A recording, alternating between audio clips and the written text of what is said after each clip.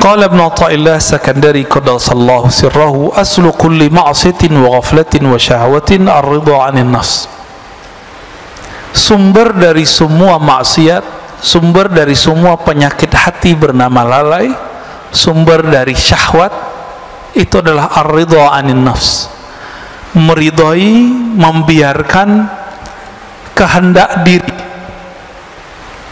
membiarkan diri kita terpapar oleh syahwat, membiarkan diri kita menikmati tidur lalu tidak tahajud, membiarkan diri kita berdebat, membiarkan diri kita untuk memandang sesuatu yang tidak halal.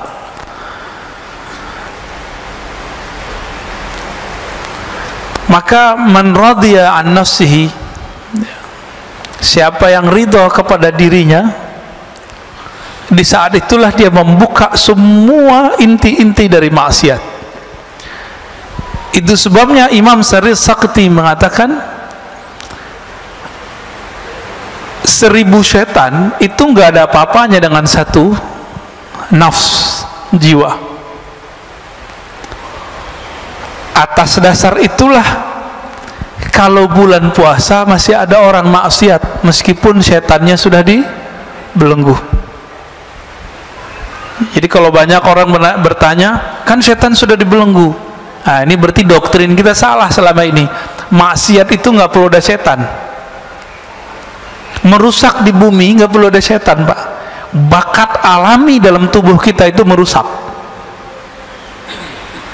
Itu bakat alami. Inilah yang dibaca oleh setan, yang dibaca oleh malaikat. Apa kata malaikat? Ya Rob, kenapa engkau menciptakan di bumi makhluk yang merusak dan membunuh? Jadi karakter jiwa kita itu sudah merusak. Dan saya sudah pernah membahas sebelumnya, jiwa ini punya karakter hewan, punya karakter buas, hewan ternak dan buas. Dengan karakter ini sudah cukup kita bermaksiat kepada Allah Subhanahu wa ta'ala. Jadi nggak perlu setan kalau mau maksiat. Bedanya setan itu menyesatkan. Nah, ini kata kunci. Jadi yang berbahaya dalam hidup kita bukan maksiat, bukan dosa, bukan zan, tapi maksiat yang berisi kepada kesesatan, pemahaman yang sesat, cara pandang yang sesat. Ini yang berbahaya. Kalau dosa, semua kita dosa, dan ini sudah digariskan oleh Allah Subhanahu wa ta'ala, sehingga muncul hadis, kullu bani adam khatta'un. Semua manusia itu pasti khata'. Apa arti khata'? Banyak salah, banyak dosa.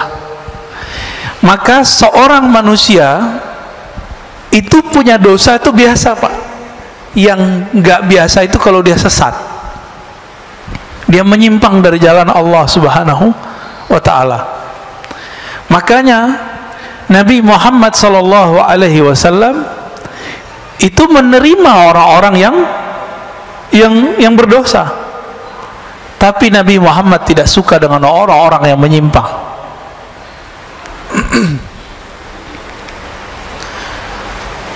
Dan dibalik, kalau maksiat, taat, ya, kemudian syahwat itu dimulai dari kita ridha kepada diri.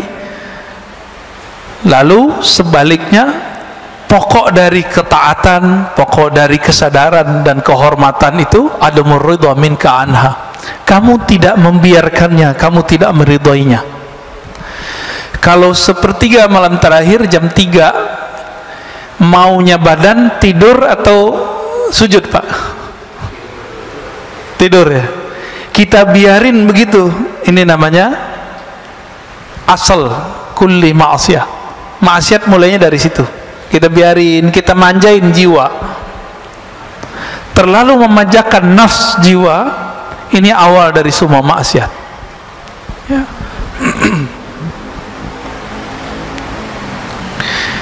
Oleh karena itu, Imam Ibnu Athaillah Sakandari memberikan karakter seorang mursyid.